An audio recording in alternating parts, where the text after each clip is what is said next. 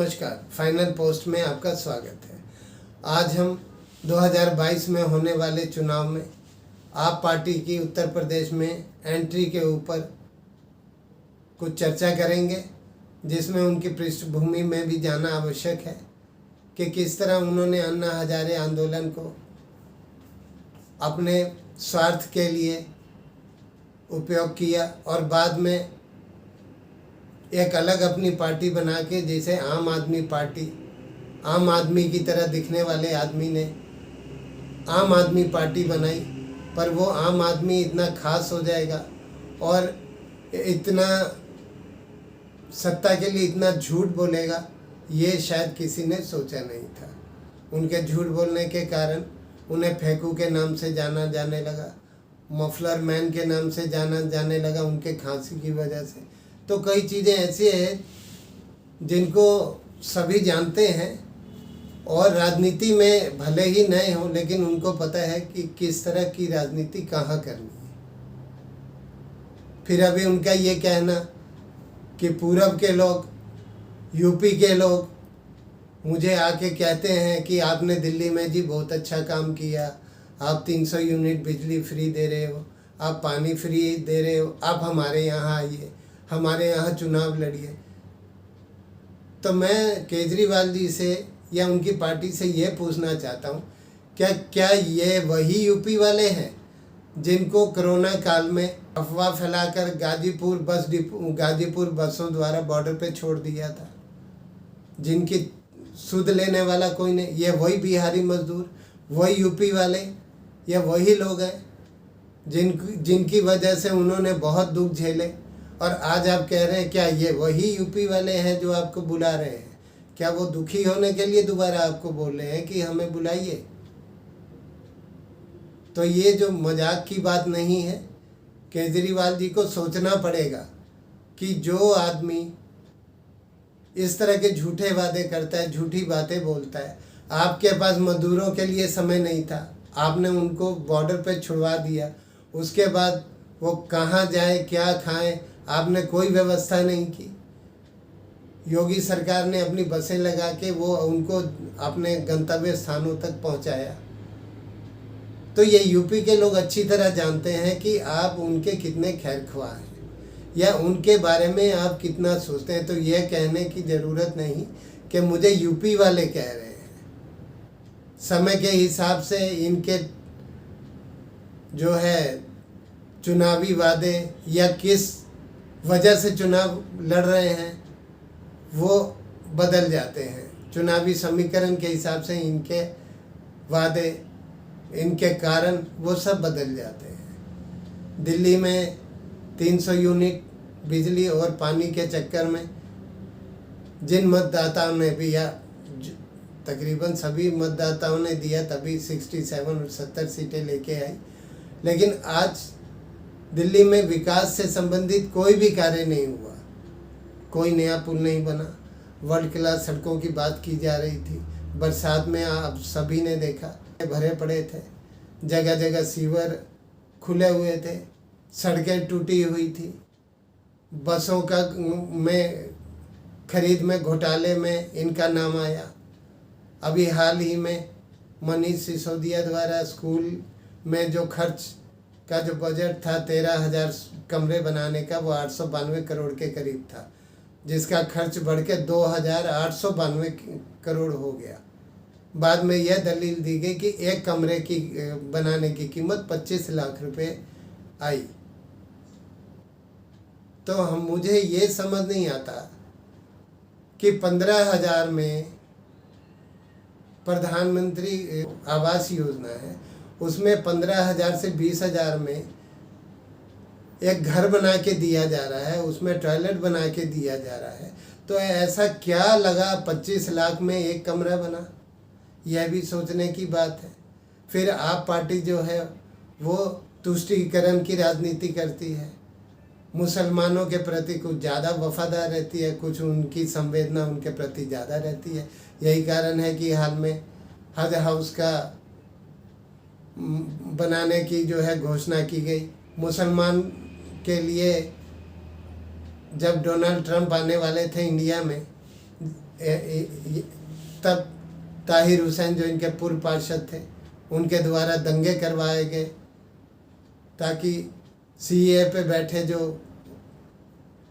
वहाँ पे जो लोग थे उनको उकसा के दंगा कराया जा सके। और डोनाल्ड ट्रंप के रहते हुए अगर ये दंगे बड़े हो जाते हैं तो सरकार की छवि अंतर्राष्ट्रीय स्तर पर खराब हो सके। तो ये जो बातें हैं ये आप पार्टी की, ये भी हमारे दर्शकों को जाननी होगी।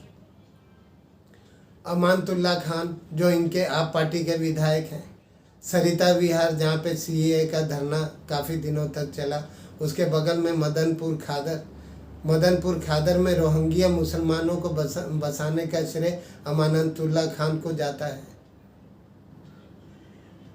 हालांकि वो ज़मीन यूपी गवर्नमेंट की है, यूपी गवर्नमेंट के सिंचाई विभाग की है, लेकिन जब वो यूपी गवर्नमेंट के सिंचाई विभाग के अधिकारियों द्वारा उसे खाली कराने के लिए मदनपुर खादर जब पहुँचे तो अमानतुल्लाह खान द्वारा उनका पूरा विरोध किया गया, यहाँ तक कि गोली मारने तक की धमकी दी गई। तो ये आप पार्टी, चाहे समाजवादी पार्टी, चाहे बीएसपी पार्टी हो, कोई भी पार्टी हो, इन पार्टी का मेन मकसद मुस्लिम वर्ग को साधना है, उनके वोट को हथियाने के लिए हथकंडे अपनाना है, क्योंकि मुस्लिम एक वोट बैंक है इनके लिए। और इनका कहना कि जो यूपी के लोग हमें बुला रहे हैं, क्यों बुला रहे हैं भाई यूपी के लोग? आपने उन्हीं लोगों को गाजीपुर बॉर्डर पे छोड़ दिया मरने के लिए, छोटे छोटे बच्चे भूखे प्यासे मर रहे थे, आपने अपने दायित्व से तो हाथ झाड़ लिया। तब आपने बोल दिया कि ये यूपी के हैं, यूपी सरकार की जिम्मेवारी है। कोरोना काल में लाखों लोग मर गए, तब आपने ये कह के पल्ला झाड़ दिया कि ये केंद्र सरकार की जिम्मेवारी है, हमारे पास ऑक्सीजन नहीं है। केजरीवाल जी द्वारा जितने ऑक्सीजन की डिमांड की गई उससे 12 राज्यों का ऑक्सीजन की जो है समस्या दूर हो सकती थी। यह बात सुप्रीम कोर्ट द्वारा बनाई गई समिति में कही गई, उनके द्वारा कही गई। तो केजरीवाल जी जो गंदी राजनीति और जितनी गंदी राजनीति करते हैं शायद ही कोई करता है, अपने आप को सेकुलरिज्म बताने वाले, अपने आप को जो है हिंदू बताने वाले। क्या हिंदू बताने के लिए हनुमान चालीसा पढ़ने की ज़रूरत पड़ती है कि केजरीवाल जी स्टेज पर चढ़ के हनुमान चालीसा पढ़ के बताते हैं कि मैं हिंदू हूँ? अरे आप हिंदू हैं तो किसी को बताने की ज़रूरत क्या है? आप हिंदू हैं तो हैं। जब आपको लगता है कि मेरा जनाधार कहीं कम ना हो जाए, मेरे वोट कहीं कम नहीं हो जाए, तब आपको हिंदू याद आते हैं। यही नहीं, हर पार्टी का यही हाल है। तो इसलिए यूपी के लोगों को, उत्तर प्रदेश के लोगों को समझना होगा कि आप पार्टी अगर वहाँ चुनाव जीतती है तो उनको क्या फ़ायदा होगा, या उनके लिए कोई विकास कार्य किया भी जाएगा, नहीं किया जाएगा, या सिर्फ 300 यूनिट बिजली।